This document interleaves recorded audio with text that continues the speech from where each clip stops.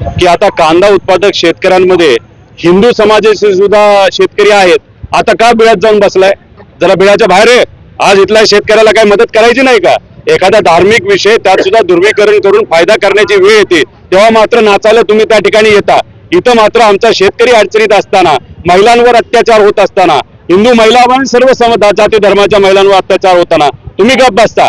छत्रपती शिवाजी महाराजांचा अवमान तो बोंधू बाबा बागेश्वर तिथं करतो, तुम्ही गप्प बसता.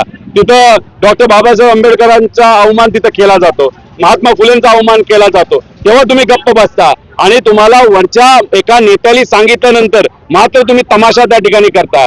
तुम्ही जे काही बिळात जाऊन लपता, तुमची तिथं वैचारिक उंची कुठेतरी आता आम्हाला कळलेली आहे. तुम्ही बिळातच जाऊन बसू शकता, तेवढ्याच गोष्टी तुम्ही मावू शकता. रस्त्यावर गरिबासाठी लढण्याची तुमची भूमिका आणि तुमची नियत आज भाजप बरोबर तुम्ही असल्यामुळे नाहीये. त्यामुळे उगाच राजकीय पतंग उडवण्यापेक्षा रस्त्यावरून लोकांसाठी लढलं तर आम्ही सुद्धा तुम्हाला त्या ठिकाणी मानू.